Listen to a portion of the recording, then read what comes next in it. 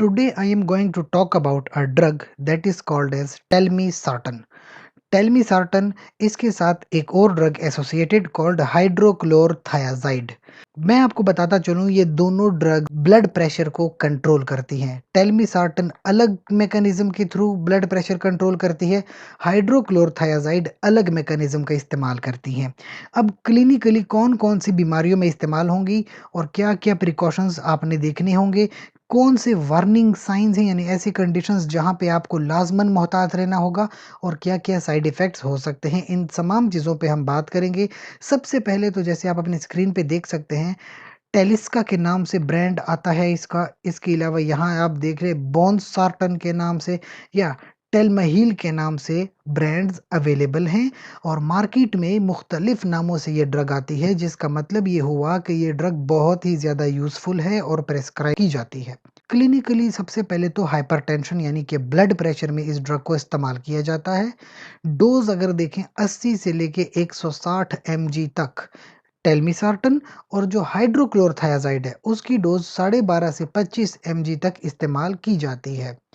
Renal impairment, अच्छा जिन लोगों में किडनी का इशू होगा यानी जो जिन लोगों को किडनी का मसला है, तो फिर क्योंकि आपके पास ये जो हाइड्रोक्लोरथायाजाइड है ये दरअसल किडनी के ज़रिए अपना काम करती है, लिहाजा ऐसी कंडीशन जब किडनी ही सही काम नहीं करे तो थोड़ी बहुत डोज एडजस्टमेंट करना होती है या ज़्यादातर माइल्ड टू मॉडरेट केस में रिक्वायर्ड नहीं है, सीवियर केस में थोड़ी बहुत आप टाइट्रेशन कर लेते हैं। हिपैटिक इम्पेयरमेंट यानी जिन लोगों को लिवर की प्रॉब्लम है, तब आप क्या करेंगे? तब आप डोज़ कम करेंगे, डिक्रीज़्ड डोज़ यानी 2.5 mg एम्लोडिपिन साथ में इस्तेमाल कर लेंगे और थोड़ा बहुत टाइट्रेट भी कर लेंगे।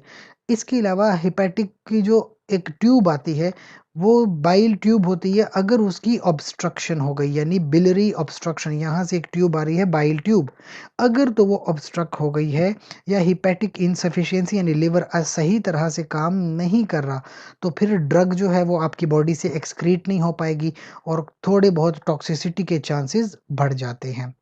कुछ काउंटर इंडिकेशंस आपको पता हो कि अगर कोई बंदा हाइपर सेंसिटिव है यानी उसको एलर्जी वगैरह हो जाती है, तो टेलमिसार्टन की वजह से अक्सर एलर्जीज होती हैं।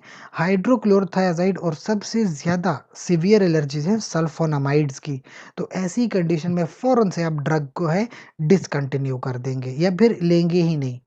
प्रेगनेंसी की कंडीशन में बिल्कुल भी आपने इन ड्रग्स का इस्तेमाल नहीं करना, क्योंकि इसकी वजह से नियोनेटल मॉर्बिडिटी यानी कि जो बच्चा होता है उसकी डेथ कॉज हो सकती है, लिहाजा प्रेगनेंसी के दौरान बिल्कुल ऐसी ड्रग का इस्तेमाल नहीं करेंगे।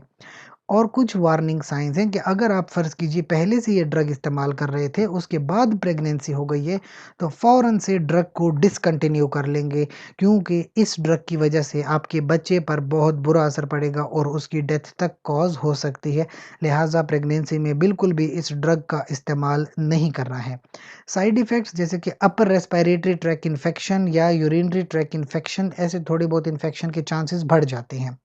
बैक पेन, कमर का दर्द, डायरिया हो सकता है, जोड़ों में या मसल्स में दर्द वगैरह, फैटीग यानी थकावट होती है, साइनोसाइटिस हो सकता है, पेरिफेरल एडिमा हो सकता है, चेस्ट पेन, हाइपरटेंशन या डिस्पेप्सिया जैसी कंडीशंस डेवलप हो सकती हैं। अनकॉमन है, ज़्यादातर लोगों में नहीं भी होती, लेकिन स्टिल कुछ ना कुछ कहीं पे ये कंडीशन आपको देखने को मिल सकती है, लिहाजा घबराने की कोई बात नहीं होती। अपने डॉक्टर या फार्मासिस्ट से मशवरा करके फिर आप ये ड्रग कंटिन्यू करते हैं। शुक्रिया।